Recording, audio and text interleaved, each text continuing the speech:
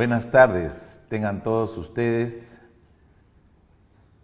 Vamos a tener el día de hoy una transmisión muy interesante desde el programa del Colegio Médico del Perú, Facebook Live, para todos ustedes, CMP Live, para todo el Perú. Y el día de hoy vamos a poder compartir un tema que está generando mucha incertidumbre en general a nivel, no solamente de nosotros como colegas que tenemos que ver y evaluar siempre la pertinencia de las pruebas de laboratorio, sino también a nivel de los pacientes que están siendo vacunados y el personal sanitario que fue vacunado. El día de hoy con esta conferencia mi objetivo es tratar de hacer llegar a ustedes la mejor información en relación a este contexto para que puedan tener una perspectiva global, una perspectiva un poco más amplia y puedan tomar sus propias conclusiones. Mi objetivo en realidad es eso, el propósito es hablar de los anticuerpos neutralizantes, que conozcan más de esta metodología y ustedes pueden entender un poco más el contexto y la importancia del mismo. Muy bien, agradezco al Colegio Médico del Perú por esta invitación y para mí el día de hoy es un honor poder llegar a todos ustedes con esta presentación. Soy Luis Figueroa, soy fundador de Medicina en Laboratorio, que es una institución que pretende difundir el conocimiento en relación a las pruebas de laboratorio. Aparte soy médico asistente en el Hospital Tres Suárez Sangamos de la Seguridad Social y bueno, también trabajo en un laboratorio Experta Salud por las tardes brindando pruebas de laboratorio. Muy bien, iniciamos. Vamos a hablar sobre la utilidad de los anticuerpos neutralizantes contra el SARS-CoV-2. Agradezco, como dije, al Colegio Médico del Perú por esta invitación. En relación al contenido de esta conferencia, en realidad no tengo conflicto de interés, es una conferencia estrictamente académica, donde todos ustedes van a poder tomar las conclusiones en base a la información vertida y cada diapositiva tiene un enlace y al final de la conferencia voy a compartir en los comentarios de la transmisión la presentación completa, así es que no se preocupen, la van a poder descargar en todos sus celulares probablemente en el transcurso de la tarde. Esta foto es muy interesante, esta foto en realidad me gustó mucho y acá lo que ustedes pueden ver es un citomegalovirus. Este es un citomegalovirus y estos son anticuerpos neutralizantes. Como ustedes ven, la función de estos anticuerpos es neutralizar al virus. Si lo neutralizan, simplemente el virus no va a poder interactuar con la célula humana, por lo tanto no se va a poder reproducir o replicar, perdón. Un virus, un coronavirus, si ingresa a una célula humana, al día siguiente van a generar 100.000 copias, mientras que el cuerpo humano tiene que esperar 15 días para poder obtener de repente anticuerpos, o 7, o 15, o 21, dependiendo del caso. Entonces, la lucha contra la replicación viral definitivamente está en desventaja para el ser humano. Afortunadamente, la mayoría de publicaciones, y esta es una última publicación del 28 de mayo del New York Times, estas instituciones están dando información muy valiosa en relación a los temas médicos, científicos, y publican dos publicaciones en preprint, una en Nature, y donde hablan de que efectivamente la inmunidad contra el coronavirus va a durar un buen tiempo, y es lo que estamos viendo en realidad con los pacientes, ¿no? La mayoría de estudios hablaban de 6 a 8 meses, aquí ya están hablando por lo menos de un año, y probablemente quizás más. La importancia de los linfocitos B de memoria, que van a ayudar a producir una respuesta favorable para recordar y de repente comenzar a segregar una cantidad de anticuerpos importante que evite una replicación viral. Igual como estas médulas van a quedar en diferentes partes del cuerpo, en especial en la médula ósea, para tratar de responder ante una nueva reinfección. Entonces estamos llenos de incertidumbres, pacientes, médicos, laboratorio clínico, los pacientes preocupados si es que realmente las vacunas serán eficaces, si las variantes van a afectar o no el desempeño de estas vacunas, cómo medimos también la eficacia de las mismas, los médicos preocupados si las variantes van a afectar la calidad o no de las pruebas de laboratorio, si pudieran dar falsos negativos, si realmente las pruebas de laboratorio como los anticuerpos neutralizantes van a poder ver si realmente esta vacuna fue eficaz o no. Y también la duda, ¿no? ¿Qué son los anticuerpos neutralizantes? ¿Cuál es su utilidad? De la misma manera, los profesionales del laboratorio tenemos muchas incertidumbres, dentro de ellas destacando qué test voy a utilizar dentro del laboratorio que me permita dar una respuesta adecuada y correcta para que los pacientes tengan una intervención también adecuada. Se ha conocido muchísimo del avance de cómo responde tanto las pruebas moleculares, las pruebas serológicas en relación al tiempo, cómo los anticuerpos van madurando en relación al tiempo, son más ávidos, más afines, y aquí pues vemos cómo a partir de la tercera semana, 21 días, casi el 90% de los pacientes seroconvierten. Y en ese contexto, desde la exposición hasta ya tener un periodo de convalecencia, a partir de la tercera semana, nosotros vamos a tener ya anticuerpos maduros, anticuerpos que van a permitir tener una respuesta importante en relación al SARS-CoV-2 y probablemente su neutralización. Es aquí donde vamos a centrarnos el día de hoy en esta conferencia. Como dije, estamos inundados de incertidumbre, muchas preguntas, todos, médicos, pacientes, y queremos respuestas y queremos orientaciones. Espero que esta conferencia cumpla con ese objetivo. El 19 de mayo, la FDA publicó este interesante enlace donde dice: actualmente no se recomiendan las pruebas de anticuerpos para evaluar la eficacia, la inmunidad después de la vacunación contra el COVID. Este es un pronunciamiento de la FDA, como dije, el 19 de mayo, y claramente en ese pronunciamiento dice lo siguiente: las pruebas de anticuerpos del SARS-CoV-2 autorizadas. Estamos hablando que estas pruebas de anticuerpos han sido autorizadas por emergencia para su uso en los Estados Unidos. Como saben, el FDA solo es en el ámbito de los Estados Unidos. Y claramente ha autorizado pruebas de emergencia para su uso que evalúan la serología. Pero ojo, estamos hablando de las pruebas serológicas contra el SARS-CoV-2 desde el inicio de la pandemia. Es así que hasta el día de hoy tenemos 76 pruebas que miden la serología contra el SARS-CoV-2, 76.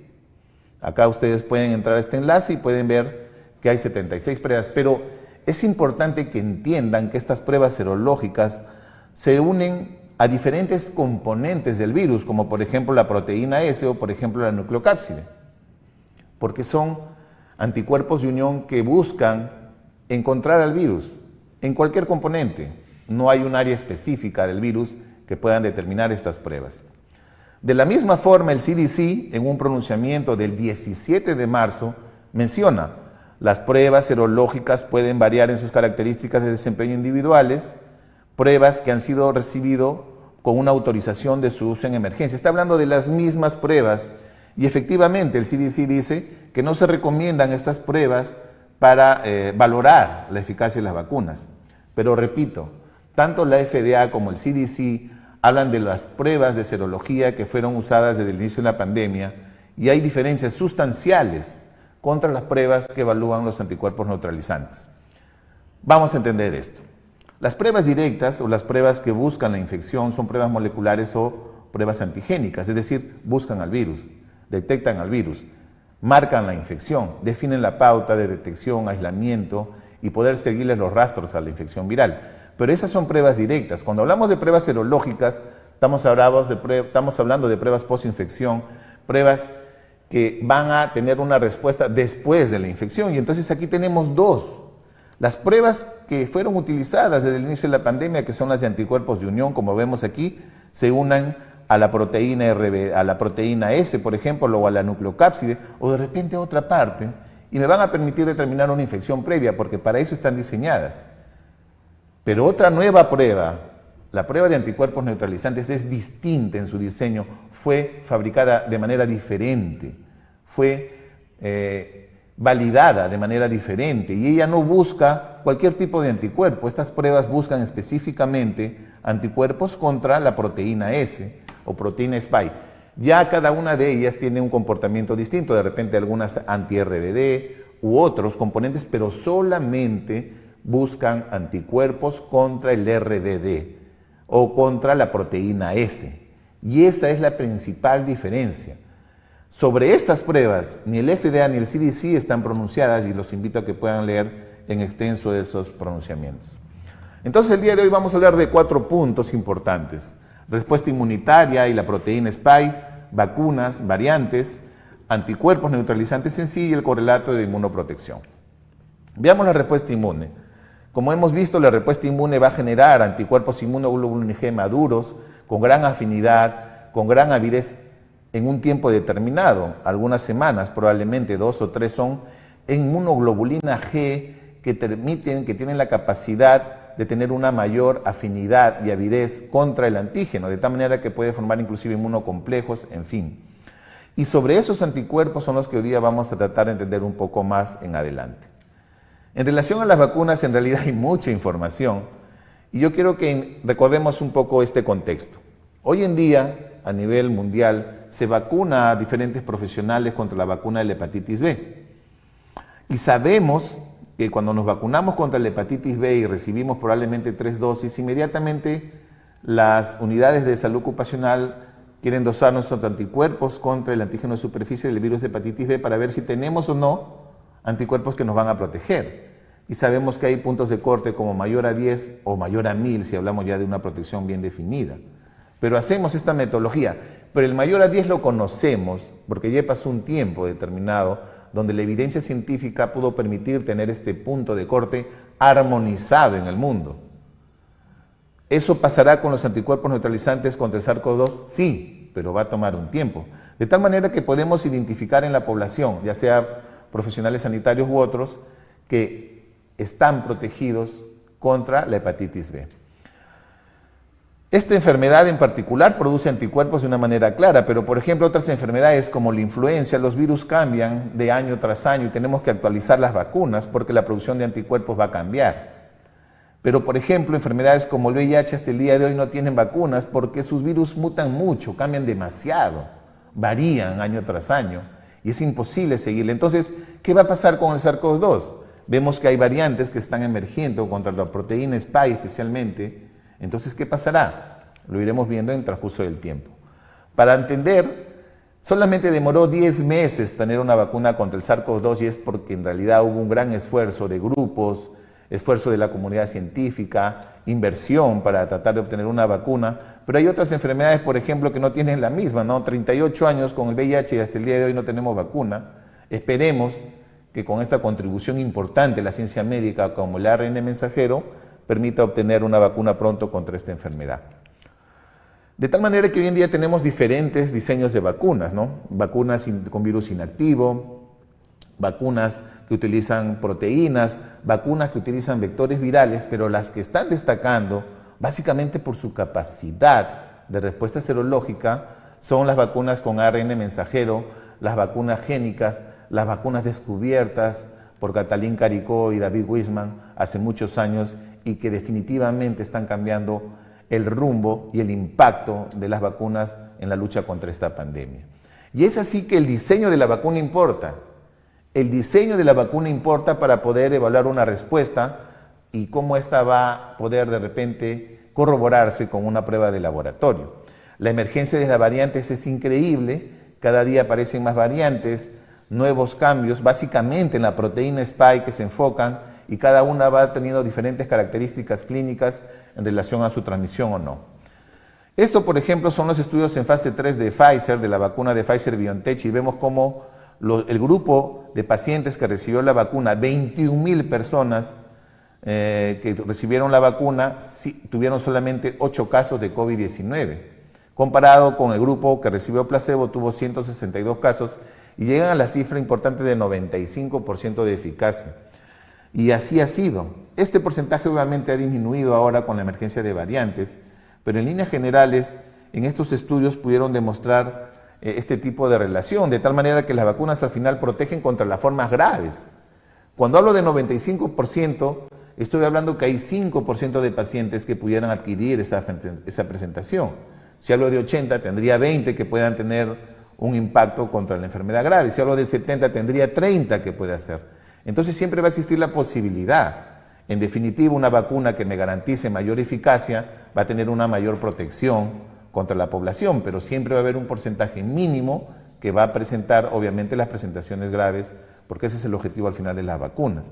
De tal manera que estas vacunas, por ejemplo, demostraron con la concentración de 30 microgramos al inicio una serología bastante disminuida, pero con el tiempo se incrementaron sus anticuerpos. Ojo que estamos hablando acá solamente de anticuerpos, inmunoglobulina G, anti-RBD. Ya muchos estudios están demostrando, como este gran estudio, por ejemplo, del CDC en los Estados Unidos, que las vacunas génicas, ya sea la de Pfizer o Moderna, tienen 94% de efectividad y evita la hospitalización, por ejemplo, ¿no? Cuando han recibido 2 dosis, 94%. Estamos hablando que hay 6 pacientes que sí se van a hospitalizar, porque evitaría 94 no hospitalizaciones. Entonces, en este estudio concluyen que, en definitiva, estas vacunas, por ejemplo, génicas, reducen el riesgo de hospitalización. Hay inclusive diferentes países que han optado por diferentes estrategias. Por ejemplo, en el Reino Unido, optaron por vacunar solo con una en un tiempo ilimitado y después de un tiempo volvieron a poner la segunda dosis. ¿Y qué vieron? Que con esta segunda dosis, que pasó un tiempo considerable, tuvieron un incremento mayor todavía de títulos de anticuerpos en estos pacientes, 3.5 veces más altos los títulos comparados con aquellos que se vacunaron en el tiempo considerable. Entonces, las estrategias que se han ido dando en relación al mundo han ido cambiando. Acá otra revisión importante de esta revista de prestigio habla de que la vacunación con una dosis de Pfizer o una dosis de AstraZeneca, que es con vectores virales, fue asociada a una reducción significativa de COVID sintomático en adultos mayores y con una protección contra la enfermedad grave. Ambas vacunas, efectos similares. Esta última publicación, por ejemplo, que ha salido publicado en JAMA, donde habla cuál es la eficacia de 2 vacunas con virus inactivado contra el SARS-CoV-2 para la prevención del COVID sintomático, habla de unas cepas utilizadas con cerca de 40.000 participantes. Este es un estudio, si no me equivoco, en Arabia Saudita. Habla que la eficacia de estas vacunas chinas fue del 72.8% para una cepa y de 78%, es decir, habrán 28 pacientes con esta cepa que pudieran tener una presentación grave, habrán 22 pacientes con esta cepa que tendrán una presentación grave, pero evitamos 72, evitamos 78. En relación a la proteína Spike, que es el componente más importante del coronavirus para entender un poco su comportamiento, ya se sabía desde el año 2009, esta publicación con obviamente la emergencia del SARS-CoV en el año 2002, que era el target, era el blanco, era la diana para poder obtener vacunas o para poder obtener de repente anticuerpos monoclonales que ayudaran a evitar una futura infección. Estos estudios permitieron que rápidamente se estuvieran estudios para obtener rápidamente una vacuna o obtener rápidamente pruebas diagnósticas. La arquitectura molecular del virus, como ya la conocemos, destaca la proteína Spike. Acá vemos cómo se une al receptor AC2 y la idea es evitar que esto suceda, de tal manera que en esta proteína se van a expresar diferentes componentes o dominios que van a generar una respuesta serológica. En este caso, habrán anticuerpos dirigidos contra el dominio RBD, pero también hay otros dominios como el dominio NTD u otras porciones de la proteína Spike que van a generar una respuesta con anticuerpos, y también hay estudios que demuestran que estos anticuerpos serán neutralizantes en relación a la unión con esta proteína. Ahora, para hablar un poco más de los anticuerpos neutralizantes, tenemos que entender que el anticuerpo neutralizante va a ser aquel que se va a unir a esta proteína Spike y al unirse va a evitar que el virus pueda entrar a la célula humana porque va a ser bloqueado, no permite esta unión. Si la llave del virus es la proteína Spike y el receptor AC2 en la célula humana es la puerta, la cerradura, el anticuerpo neutralizante simplemente bloquearía esa unión de tal manera que el anticuerpo no va a evitar que el virus se una. Para entender un poco cómo obtenemos los anticuerpos neutralizantes o cómo los determinamos, estamos hablando de pruebas de laboratorio complejas que se hacen en laboratorios de bioseguridad nivel 3. Y básicamente destacan estas: pruebas de neutralización por reducción en placa o por reducción de enfoque. Estas dos pruebas, incluida la microneutralización, definitivamente, y las de pseudovirus, utilizan células humanas, que expresan receptores AC2 que están vivas y necesitan cultivos de virus que están vivos. De tal manera que por el riesgo se necesitan laboratorios de bioseguridad nivel 3. Sin embargo, las de pseudovirus, que es otra metodología, baja el nivel de bioseguridad porque los virus no tienen una capacidad solamente de una replicación que sirve para el mismo ensayo. Pero estas pruebas de aquí, especialmente estas de acá arriba, las dos primeras, son el gold estándar. Si yo quiero hablar de anticuerpos neutralizantes realmente, estaría hablando de estas pruebas. Pero ¿qué pasa? Como ustedes ven al final, hay otros inmunoensayos que puede ser por ELISA, quimioluminiscencia, electroquimioluminiscencia, inmunofluorescencia, que se utilizan en los laboratorios normales con un nivel de bioseguridad nivel 2 y que básicamente buscan la unión de anticuerpos y antígenos, pero estos fabricados, digamos, de manera recombinante en laboratorios. Pero para que estos métodos de inmunensayo sean utilizados y determinar los anticuerpos neutralizantes, deben haberse fabricado, deben haberse validado contra estos métodos gold estándar. Eso, por ejemplo, no pasó con la mayoría de pruebas de laboratorio, pruebas de los anticuerpos que se unían simplemente a SARS-CoV-2 desde el inicio de la pandemia. Y aquí vemos un laboratorio de bioseguridad 3. Como ven, el riesgo de transmisión es importante. Se utilizan células vivas, se utilizan placas. La mayoría de estas células vienen de células del mono verde africano, células epiteliales renales, células Vero. Y se van a ir mezclando el suero del paciente con los cultivos virales. Las pruebas de microneutralización simplemente son placas mucho más pequeñas y de la misma forma se interpretan. No solamente se necesitan profesionales muy capacitados y competentes para hacerlo, sino también para interpretar estas pruebas. Hoy en día en el Perú, sin temor a equivocarme, el único laboratorio que puede hacer este tipo de determinación es el Instituto Nacional de Salud. No hay otro en el Perú.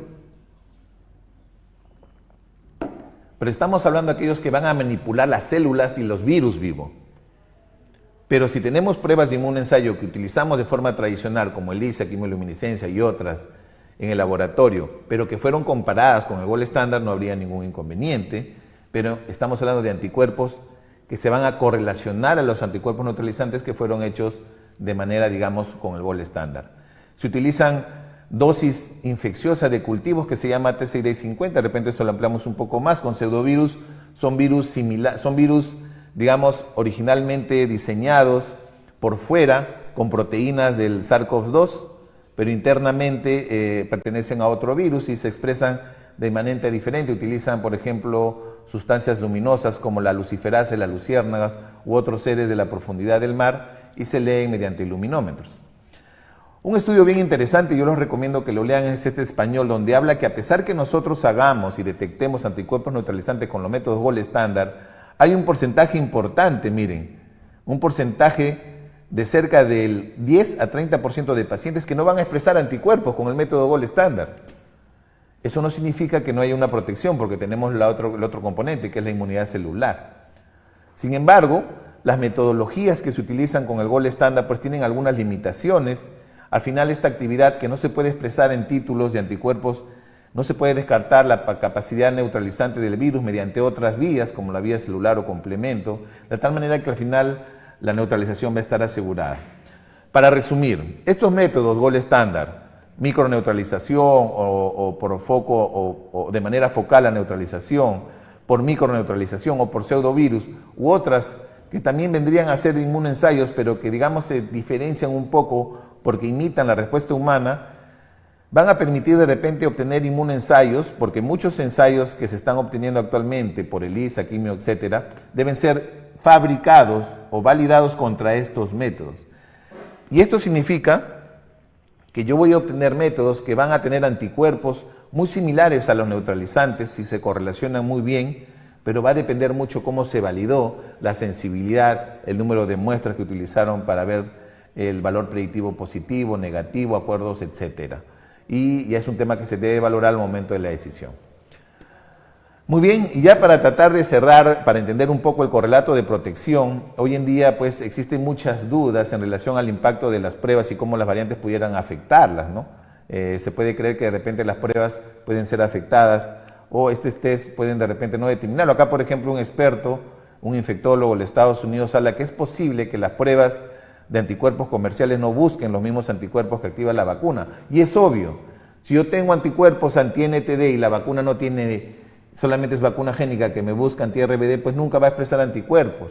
Por eso es que el CDC y el FDA hablan claramente que las pruebas de serología que fueron aprobadas por emergencia no deben usarse para este fin.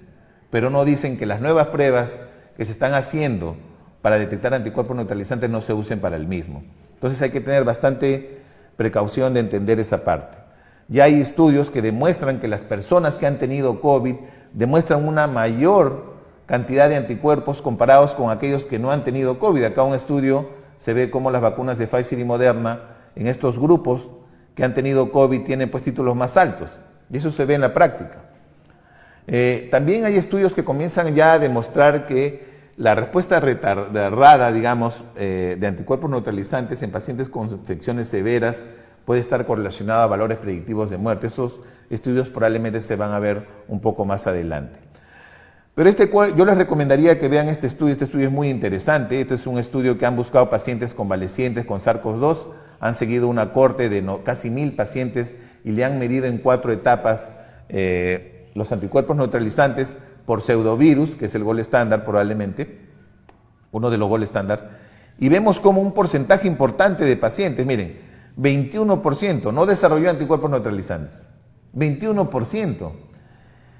¿Y qué porcentajes probablemente han tenido valores bajos o valores promedio? Mujeres jóvenes, aquellos que han tenido ausencia de presentación, o sea, sintomáticos o síntomas leves, o el género femenino, ¿no? Inclusive en este estudio tratan de buscar algunos rasgos para entender valores predictivos, riesgos de predicción, digamos, de mayor severidad en relación a la presentación y a la gravedad.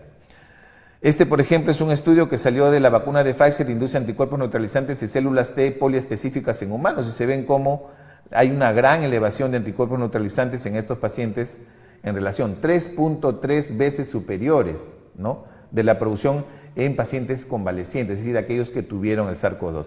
Entonces, ¿haber tenido el SARS-CoV-2 importa? Sí, definitivamente importa. Otro tema importante es las variantes y cómo éstas están emergiendo y van impactando, digamos, el ritmo de la vacunación o cómo el ritmo de transmisión a nivel de la población. Hay ya muchos estudios que tratan de dar algunas recomendaciones, pero básicamente la vigilancia genómica es sustancial para evitar un impacto. Este estudio ha sido publicado el 1 de junio, es un excelente estudio de Nature que habla un poco la caracterización completa de la proteína Spike, cuál es su mapa de calor y su comportamiento, dónde se han ubicado principalmente las variantes. Es un excelente estudio, lo dejo para que lo revisen. Un tema que vale la pena conversar es el tema de la armonización. Y aquí quizás me detenga un poco. Veamos. Yo tengo una prueba de laboratorio. Vamos a poner el ejemplo, anticuerpos neutralizantes. Tengo 3 laboratorios, laboratorio A, 2 y 3.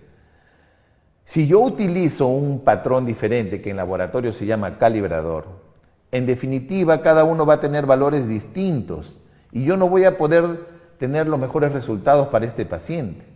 Pero ¿qué pasa si tengo el mismo test, 3 laboratorios y todos utilizan un mismo calibrador?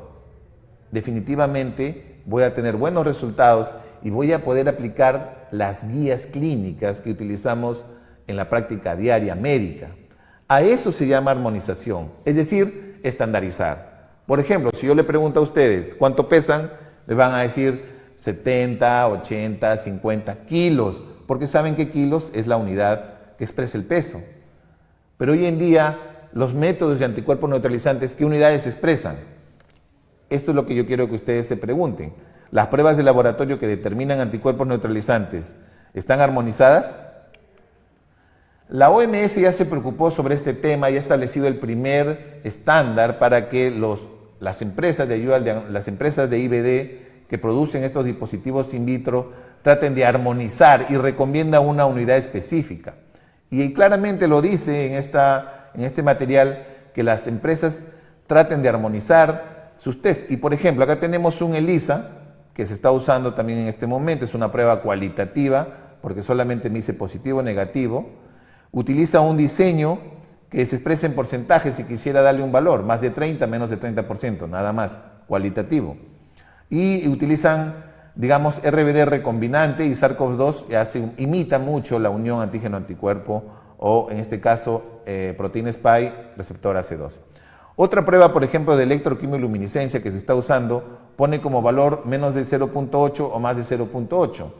Pero miren, unidades sobre mililitros. Y acá solamente está buscando anticuerpos que se unen al RBD.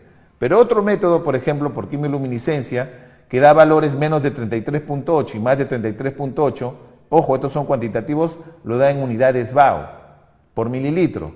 La diferencia es que este diseño se une a diferentes componentes de la proteína Spike, digamos que tendrían la capacidad neutralizante. Entonces, como ustedes ven, solamente viendo 3 tests al azar, podernos darnos cuenta que tienen unidades diferentes. Si a eso le asociamos que el diseño de la vacuna puede generar una respuesta serológica diferente y no tenemos armonización, ¿cómo vamos a saber o cómo vamos a llegar a conocer el punto de protección, el punto en el cual yo diga, a partir de aquí estoy protegido. No lo tenemos. De tal manera que el tema de los valores de referencia es importantísimo, que permitan liberar resultados armonizados, que me van a permitir después tener un nivel que yo pueda decir estoy protegido y al final pueda tomar alguna decisión.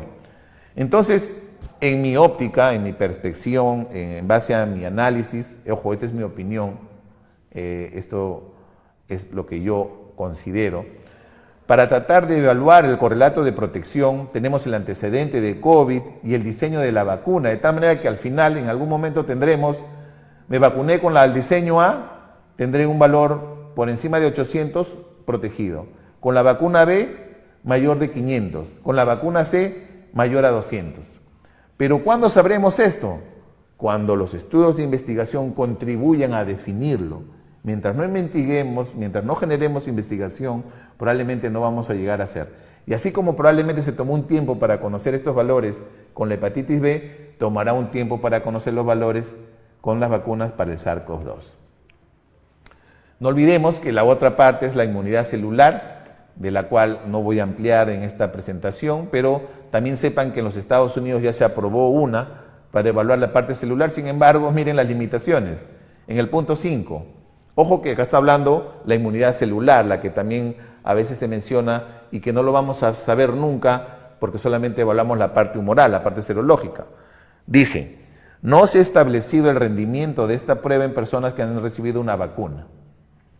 No se ha establecido la importancia clínica de un resultado positivo o negativo después de la vacunación con COVID y el resultado de esta prueba no debe interpretarse como una indicación o grado de protección contra la infección después de la vacuna. Este es el único test aprobado para este fin en Estados Unidos por la FDA, así que lamentablemente tampoco ayudaría mucho.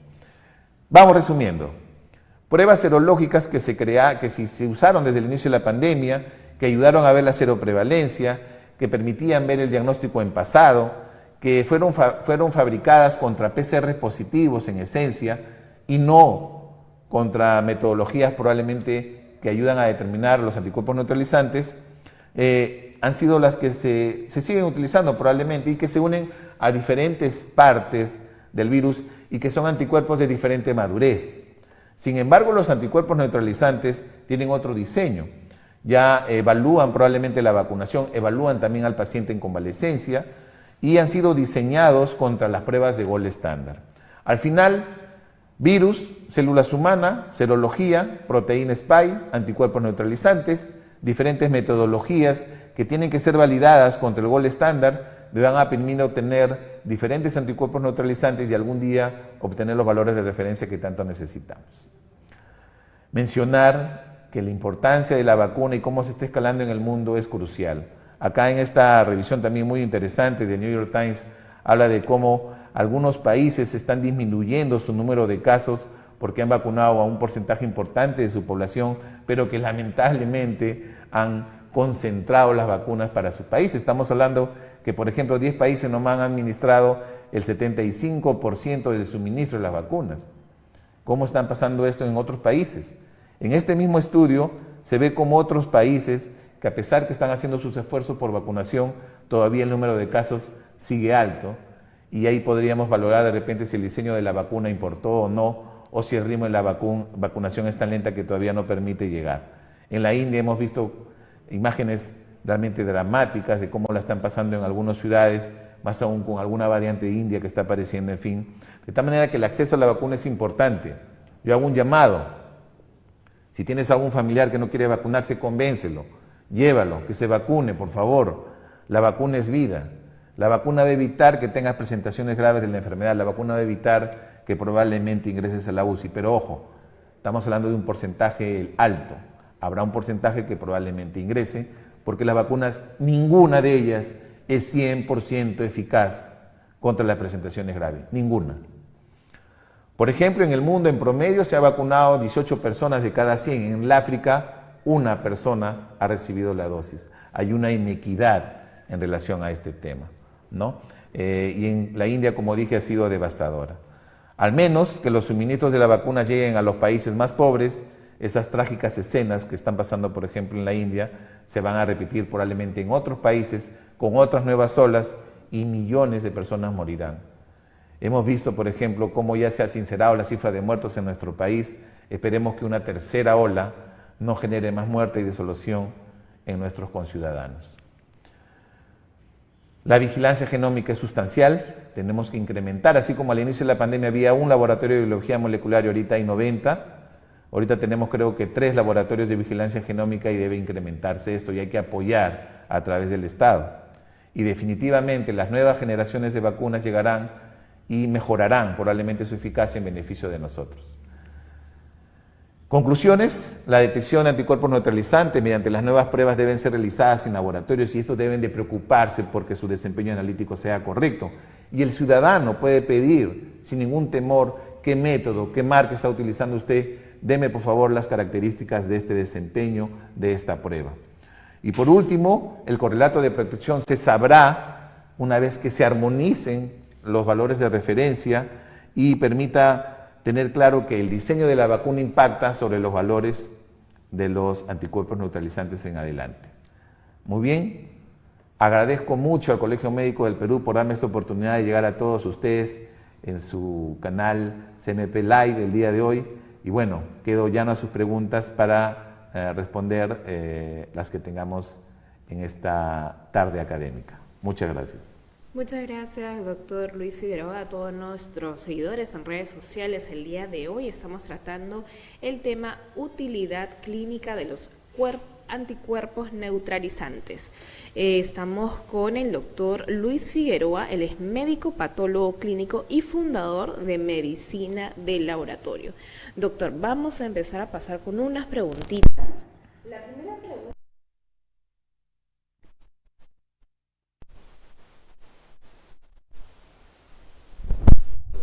que ya la están utilizando, pero hay que entender un poco, y ahí justo es mi llamado, a que el uso de estas metodologías debe ser responsable. Y acá probablemente podría extenderme en relación a este tema, porque yo sí considero que la institución responsable de velar que el ingreso de pruebas de laboratorio al Perú tenga un mayor control probablemente.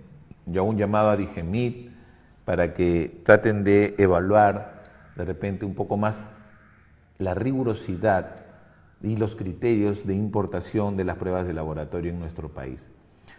Hoy en día ya estoy viendo un ingreso masivo de diferentes pruebas de anticuerpos neutralizantes de diferente procedencia, y la pregunta que haría es que si estas han sido evaluadas por el Instituto Nacional de Salud en el Centro Nacional de Control de Calidad, ¿no? Sería importante evaluarlo. Sin embargo, sí es importante que hagan la pregunta al laboratorio clínico sobre qué prueba están utilizando, qué marca, y ustedes pueden pedir la mayor información, ¿no?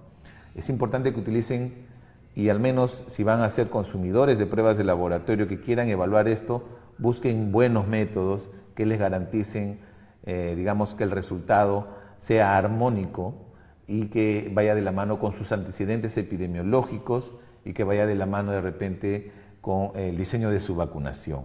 Yo haría ese llamado. Y sí, está en el Perú, pero hay que ser responsable para tratar de usar este tipo de pruebas en los laboratorios en general. Listo, doctor. Walter Cubas nos pregunta, ¿la utilidad de estos anticuerpos neutralizantes, después de cuánto tiempo se deben pedir? A ver, en realidad ya muchos análisis, metaanálisis, revisiones sistemáticas demuestran que 21 días después de una infección natural, por ejemplo por el SARS-CoV-2, más del 90% de los pacientes tendrán anticuerpos. Eso sucede en condiciones naturales, una infección natural. Entonces, si yo he tenido COVID, por ejemplo, tranquilamente después de 30 días pudiera ver yo si tengo una serología y si tengo anticuerpos que puedan neutralizar una probable segunda infección o para evitar una reinfección. En el caso de pacientes que han tenido COVID, yo creo que 30 días posterior al proceso infeccioso es un tiempo prudente. En el caso de la inmunización artificial o la vacuna, deben de esperar 21 días después de la segunda dosis, dependiendo del diseño en realidad. Si son vacunas con una sola dosis, yo creo que 30 días después es razonable. Si son vacunas con 2 dosis, tendría que esperar 20 días después de la segunda dosis. Son tiempos más que prudentes para poder ver si es que uno tiene o no estos anticuerpos. Okay, doctor, muchas gracias. Ahora pasamos con la siguiente pregunta. Nos dicen, ¿para qué pacientes estaría recomendada esta prueba de laboratorio? Como hemos visto, nosotros queremos evaluar dos posibilidades, ¿no? Primero, si el paciente ante una infección natural tiene o no anticuerpos neutralizantes que eviten una futura infección. Entonces, pacientes que han tenido COVID pueden hacerte estas pruebas sin ningún problema, pero tiene que pasar el tiempo prudente para poder ver si es que tiene o no estos anticuerpos neutralizantes.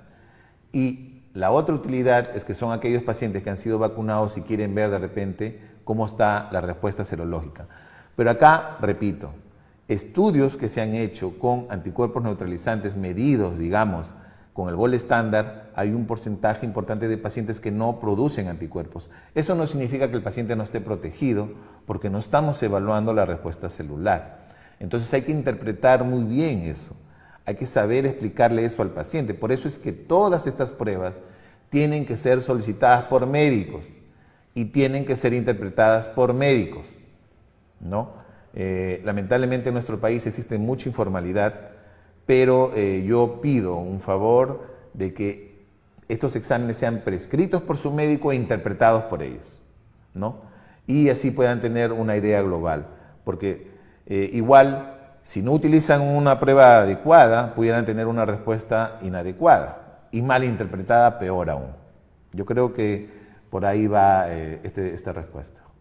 Ok, Carlos Miranda nos pregunta, ¿y estos cuerpos neutralizantes duran más en los hombres o en las mujeres? ¿Se han hecho pruebas en los niños?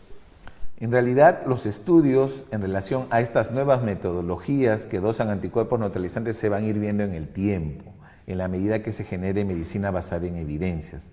Por ahora, en realidad, no hay muchos estudios que de repente pudieran discriminar respuestas puntuales en relación a población específica, ¿no? Así como, por ejemplo, se están iniciando ya la vacunación en jóvenes, ¿no? Ya se están utilizando vacunas para 12 años, 13 años, 14 años.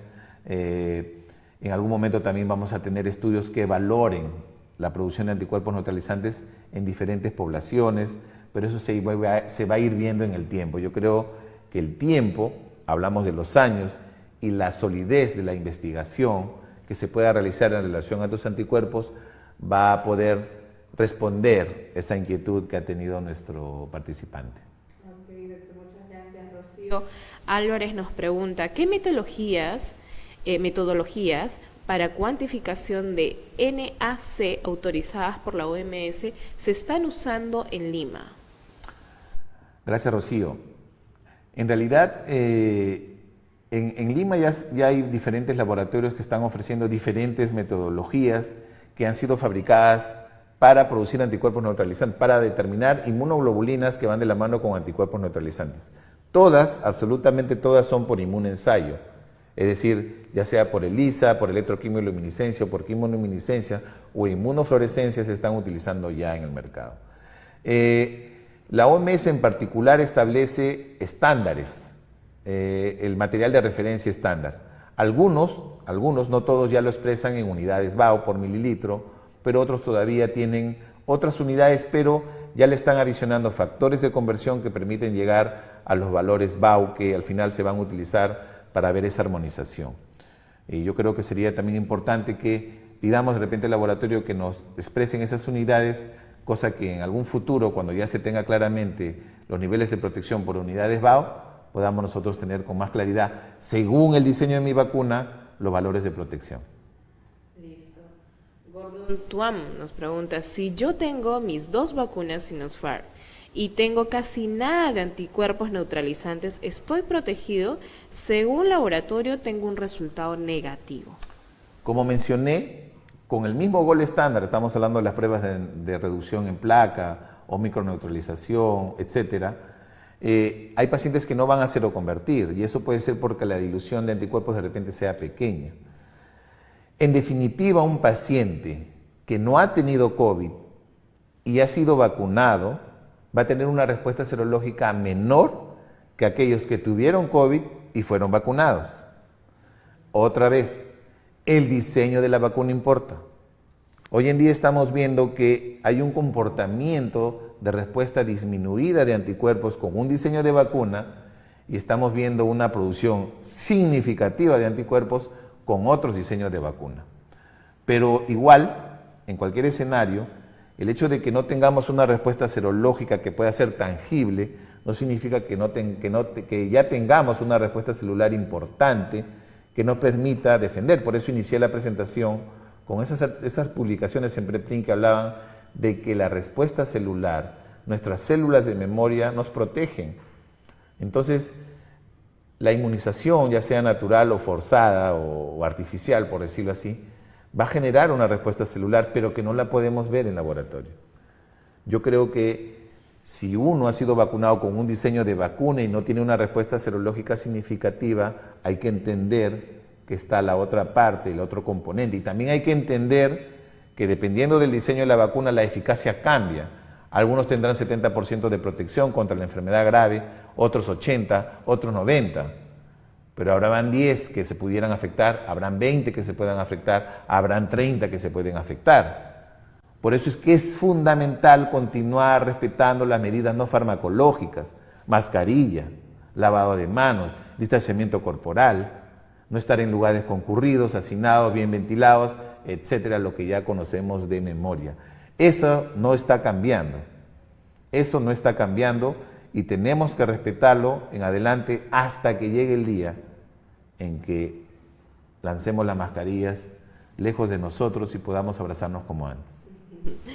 Alexander Vega nos pregunta, doctor, estimado doctor Figueroa, muchas gracias por su ponencia. Tenemos una pregunta. Actualmente en el Perú, ¿tenemos la tecnología para evaluar masivamente el nivel de anticuerpos neutralizantes en personal vacunado? En realidad, esa definición, o esa decisión, perdón, de hacer esto de manera masiva va a depender del ente rector. En lo personal, yo creo que la evidencia científica de los ensayos que se han dado en relación a los diseños de la vacuna demuestran una eficacia de protección. Y eso es lo más importante. Realizar anticuerpos neutralizantes trataría de evidenciar de repente ello, pero ojo que habría que buscar de repente el gol estándar, de repente a través del Instituto Nacional de Salud, si es que ya tiene realmente ese laboratorio que determina anticuerpos neutralizantes. Yo creo que sería lo mejor. Escoger un diseño pudiera ser también, pero que sea masivo, no lo sé. Yo creo que esa respuesta probablemente tendría que ser contestada por las autoridades del Ministerio de Salud, a ver si es que valdría la pena o no implementar este tipo de pruebas de laboratorio dentro de un plan estratégico para ver de repente la eficacia de la vacunación. Lo que sí sé es que hay estudios aislados de investigación que ya están comenzando a explorar esta pregunta y esperemos probablemente la respuesta a las mismas. Listo, doctor. Reinaldo nos pregunta, ¿la inmunocromatografía cuantitativa de fluorescencia es un método válido para la realización de los anticuerpos neutralizantes? Yo en realidad hasta el día de hoy recomendaría que tratemos de buscar metodologías que demuestren un buen desempeño analítico. Yo creo que hasta el día de hoy hay muy buenos métodos por ELISA, hay muy buenos métodos por electroquimioluminiscencia y hay muy buenos métodos por quimioluminiscencia. Sé que también hay algunas metodologías como inmunofluorescencia o las que mencionaste, pero hay que tener cierto rigor para tratar de poder hacer ese tipo de metodologías e interpretar lo que es lo más importante. Yo creo que pudieran de repente pedir la información completa. Así como van a veces a una farmacia y piden el inserto del medicamento, ustedes tranquilamente antes de hacerse una prueba de este tipo pueden pedirle el inserto de la prueba al laboratorio y el laboratorio tendría que brindárselas con la mayor generosidad. Pero me quedo con las primeras metodologías que mencioné. Listo, doctor. Otra pregunta es, ¿cuándo cree usted que conoceremos cuáles son los valores de referencia de protección? Es una pregunta que va a ser contestada conforme la evidencia científica lo demuestra en el tiempo. Por eso es importante desarrollar investigación. Por eso es importante que de repente se valore este problema pico, esta pregunta a nivel de las comunidades científicas en nuestro país y probablemente en la región. Yo creo que conforme pase el tiempo, meses, tal vez un año, podamos definir claramente ese punto de corte, pero ojo, repito, Va a depender mucho del diseño de la vacuna. Listo. Aurea Torres nos pregunta, ¿cuánto tiempo post vacuna duran los anticuerpos neutralizantes? Los estudios demuestran que en general los anticuerpos pueden tener una memoria de 6, 8 meses y ahora último mayor evidencia de cerca de 1 año. Acuérdense que muchos estudios ahora que se han realizado en pacientes que tuvieron el SARS-CoV todavía tienen recuerdo y ha pasado bastantes años. Entonces, se podría decir que las reinfecciones son casos muy eventuales y que tendrían que ser demostrados mediante secuenciamiento genómico. Podrían demostrar la evidencia de una reinfección. Como ustedes saben, lamentablemente no hacemos el secuenciamiento, deberíamos hacerlo. Yo sí pediría y hago un llamado a que el Ministerio de Salud le ponga la prioridad a aquellos pacientes que han sido vacunados y que están presentando de repente COVID grave, ¿no? Con un tiempo razonable después de la segunda vacuna, para ver de repente en ellos cuál es el comportamiento de ese virus desde la perspectiva de variantes.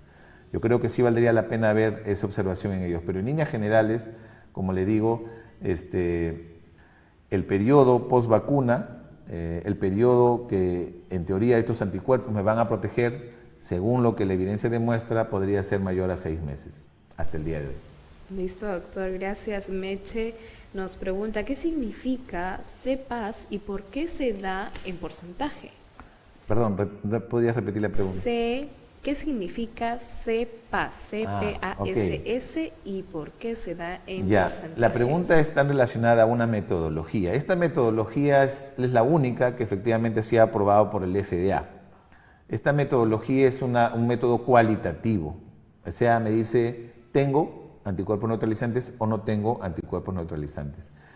Y la mayoría de estas metodologías que buscan anticuerpos neutralizantes por inmunoensayo, CPAS también es por inmunoensayo, definen puntos de corte, como hemos visto, más de 0.8, menos de 0.8, más de 38, menos de 38. En el caso del CPAS, más del 30, menos del 30%. Todos estos puntos de corte están basados en el TCID50, que es lo que mencioné. Es decir, mediante los métodos Gold estándar, el 50% de concentración de suero que me mata al 50% de los virus vivos. Ese valor que yo puedo obtener me permite establecer estos valores de corte, es decir, la mayoría de los puntos de corte que están establecidos hoy en día por estas metodologías se basan en el TCID50. ¿Por qué lo expresaron en porcentaje? Habría que preguntarle a sus fabricantes del CPAS. Listo, doctor. Rosy nos pregunta, doctor, ¿sería recomendable vacunarse nuevamente con una vacuna de mayor eficiencia después de haber sido aplicada una con menor eficiencia? Nilda nos pregunta algo muy parecido. ¿Se puede uno volver a vacunar luego de 5 meses? Muy buena pregunta. Y eso es un tema que tendría que también una vez más el Ministerio de Salud evaluarlo y considerarlo, más aún en profesionales de primera línea, ¿no? Yo creo que las prácticas que uno puede realizar o las decisiones políticos sanitarias que uno podría tomar como Estado, como gobierno de turno, pues van a tener un impacto obviamente en la población o van a tener un impacto en este caso en la población sanitaria. Entonces, no es malo en algún momento de repente reconsiderar si esa decisión fue buena o fue mala. Hoy en día en frío podemos decir claramente que haber usado pruebas serológicas quizás no fue lo correcto, pero también tenemos que ver en el contexto que en ese momento había solamente un laboratorio de biología molecular, no como ahora que hay más de 90.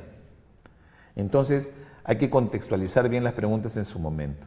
Yo creo que en relación a esa pregunta específicamente, el Ministerio de Salud tendría que valorar si es que valdría la pena o no, dependiendo del diseño de la vacuna que se haya utilizado para la primera línea, valga la pena o no un refuerzo en relación al tiempo u otra con otro diseño. Pero una vez más, solo hablamos de una parte de la respuesta contra el SARS-CoV-2, que es la parte humoral, pero tendríamos que también considerar la respuesta celular. Entonces, yo creo que esa pregunta se la dejo para el Ministerio de Salud. Muchas gracias, doctor, por su participación en esta nueva edición de CMP Live. A todos nuestros seguidores, hemos estado con el doctor Luis Figueroa Montes. Él es médico patólogo clínico y fundador de Medicina del Laboratorio, ¿no? El tema que hemos tratado es la utilidad clínica de los anticuerpos neutralizantes contra el SARS-CoV-2. Doctor, ¿algunas últimas palabras, alguna conclusión? Bueno, yo en realidad gratamente estar aquí en el Colegio Médico del Perú, llevando esta conferencia para todos ustedes, y espero que haya sido de utilidad, que es lo más importante hoy en día en periodo de tanta incertidumbre. Solamente reforzar que si quieren hacerse estas pruebas lo hagan en laboratorios que les demuestren un buen desempeño clínico y que utilicen métodos que les garanticen una correcta evaluación e interpretación en base a sus antecedentes epidemiológicos o se han sido vacunados. Por lo demás, gracias y espero que nos volvamos a encontrar en otro capítulo de CMP Live.